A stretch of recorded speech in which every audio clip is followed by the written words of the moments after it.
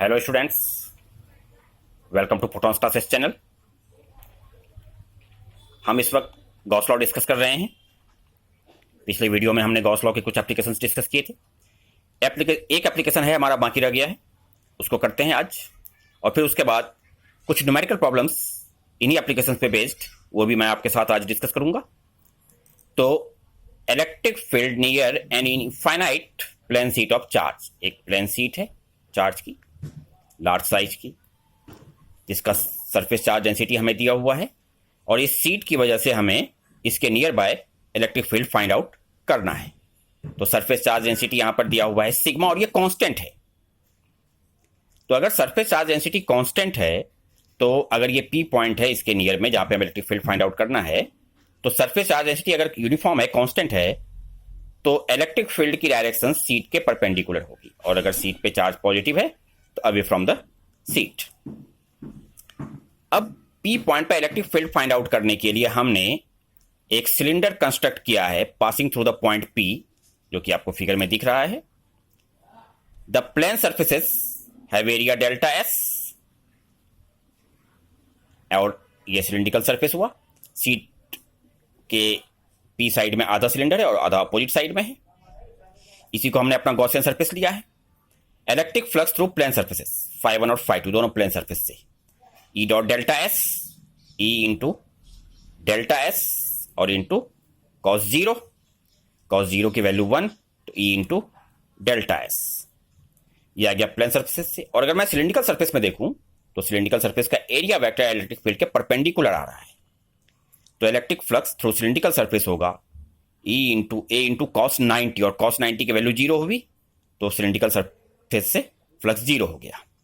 तो जो total electric flux through our Gaussian surface हुआ वो φ1 प्लस φ2 प्लस φ3। तो ये टोटल करने के बाद आ जाएगा 2 E इंटू डेल्टा एस। अब charge inside, charge enclose by our Gaussian surface, Q inside. अब अगर मैं देखूं अपने फिगर में, तो वहां पर जो सीट है, सीट का डेल्टा एस एरिया है जो हमारे गॉसियन सरफेस के अंदर आ रहा है। तो चार्ज इनसाइड होगा sigma surface charge density into delta S. अब गॉस लॉ अप्लाई करेंगे, तो flux equals charge inside upon epsilon naught, 2E into delta S into sigma into delta S upon epsilon naught. पूरा solve किया तो E equal sigma upon 2 epsilon naught. ये आ गया electric field due to a plane sheet of charge, ये sheet के nearby. अब इन एप्लीकेशंस पे बेस्ड हम न्यूमेरिकल प्रॉब्लम्स करते हैं आपके साथ डिस्कस। तो पहला न्यूमेरिकल प्रॉब्लम देखिए। Find the magnitude of electric field at a point 4 centimetre away from a long line of charge of density 2 × 10⁻⁶ coulomb per metre. एक लॉन्ग सीट ऑफ चार्ज है, linear charge density दिया हुआ है 2 × 10⁻⁶ coulomb per metre, और point का distance r 4 centimetre. तो electric field का जो फॉर्मूला होता है सीट के एक लॉन्ग लाइन के नजदीक में, वो होता है लैम्डा अपॉन 2πε0r। ये हमने गॉस लॉ के सेकंड वीडियो में पढ़ा था। अब लैम्डा की वैल्यू 2 × 10⁻⁶, आर की वैल्यू 4 सेंटीमीटर, तो 4 × 10⁻² मीटर में हो गया। और हमने इसको 4πε0 कर लिया, 2 से ऊपर नीचे मल्टीप्लाई कर लिया, और 1/4πε0 9 × 10⁻⁹, बाकी सारा सॉल्व किया। तो इलेक्ट्रिक फील्ड आया 9 × 10⁵ न्यूटन पर कूलम। ये वैल्यू आ गई इलेक्ट्रिक फील्ड की। अगला numerical, a long cylindrical wire carries a positive charge of density 2 × 10⁻⁸ coulomb per meter. An electron revolves around it in a circular path under the influence of electrostatic force. Find the kinetic energy of the electron. एक long line है, उसका linear charge density दिया हुआ है, और उससे एक distance पर एक इलेक्ट्रॉन है। हमें इस इलेक्ट्रॉन का काइनेटिक एनर्जी निकालना है। लाइन पे जो चार्ज है वो पॉजिटिव है, लैम्डा दिया हुआ है 2 × 10⁻⁸ कूलम पर मीटर। इलेक्ट्रॉन मान लीजिए कि r डिस्टेंस पर है लाइन से, वायर से। तो इलेक्ट्रिक फील्ड इस पॉइंट पर होगा लैम्डा अपॉन 2πε0r। अब ये पॉजिटिव चार्ज है लाइन पर, फील्ड की डायरेक्शन अवे होगी। तो इलेक्ट्रॉन पे जो फोर्स होगा, इलेक्ट्रॉन का चार्ज नेगेटिव होता है, तो फोर्स की डायरेक्शन इलेक्ट्रिक फील्ड के अपोजिट यानी टुवर्ड्स द लाइन होगी। तो फोर्स ऑन इलेक्ट्रॉन होगा ई इंटू कैपिटल ई, तो E lambda upon 2 pi epsilon naught R, ये आ गया फोर्स ऑन इलेक्ट्रॉन।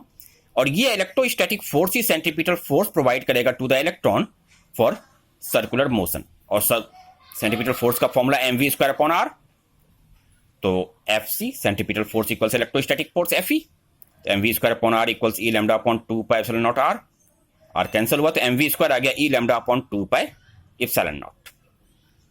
और काइनेटिक एनर्जी ऑफ इलेक्ट्रॉन होगा हाफ mv स्क्वायर की वैल्यू यहाँ है E lambda upon 2 pi epsilon naught. अब ई की वैल्यू लैम्डा की वैल्यू डाल दी, इलेक्ट्रॉन का चार्ज हुआ और ये बन गया 1.4 पाई एप्सिलॉन नॉट, जिसकी वैल्यू 9 ऐसा यूनिट्स में सारी वैल्यू डाली, कैलकुलेट किया हमने, तो इलेक्ट्रॉन का काइनेटिक एनर्जी हमें कैलकुलेट होके आया 2.88 इंटू 10⁻17 जूल। ये आ गया इलेक्ट्रॉन का काइनेटिक एनर्जी। अगला न्यूमेरिकल देखिए, A long cylindrical volume contains a uniformly distributed charge of density sigma. Find the electric field at a point P inside the cylindrical volume at distance x from the axis. ये cylindrical volume है, इसमें एक volume charge density sigma का charge distribution है, ये constant है ये charge density. अब x डिस्टेंस पर निकालना है इसी वॉल्यूम के अंदर, तो हम क्या करेंगे कि एक कोएक्सियल सिलिंड्रिकल कंस्ट्रक्ट करेंगे जो कि हमारे इस पॉइंट से पास करेगा। मान लीजिए पॉइंट पी है जो कि x डिस्टेंस पर है एक्सिस से। तो इस तरह से हमने एक सिलेंडर कंस्ट्रक्ट किया है और ये पूरी तरह से क्लोज कर दिया दोनों तरफ से हमने, और इसी को अपना गॉसियन सरफेस यहां पर लिया है। मान लीजिए कि इस सिलिंड्रिकल वॉल्यूम का लेंथ है L, तो हमारे इस सिलेंडर जो गॉसियन सरफेस है इसका भी लेंथ L है। तो फ्लक्स थ्रू कर्व सरफेस जो यहां पर आएगा, इलेक्ट्रिक फील्ड और एरिया वेक्टर कर्व सरफेस के लिए एक ही डायरेक्शन में होंगे। हमने आउटवर्ड लिया है इलेक्ट्रिक फील्ड को क्योंकि हमने चार्ज पॉजिटिव मान लिया है। तो φ1 flux through Gaussian through the curve surface E dot A, E into 2 pi XL into cos 0, तो E into 2 pi XL, curve surface area 2 pi XL हो गया। अब electric flux through plane surface अगर मैं देखूं तो प्लेन सरफेस के लिए इलेक्ट्रिक फील्ड और एरिया वेक्टर एक दूसरे के परपेंडिकुलर आ रहे हैं। तो यहां पर प्लेन सरफेसेस से होकर के फ्लक्स E इंटू ए इंटू कॉस 90 और ये 0 आ जाएगा। तो जो टोटल इलेक्ट्रिक फ्लक्स होगा φ1 प्लस φ2 प्लस φ3, उसमें से केवल कर्व सरफेस का कॉन्ट्रीब्यूशन है, तो फ्लक्स इक्वल्स हो गया E इंटू 2 पाई एक्सएल। ये आ गया फ्लक्स।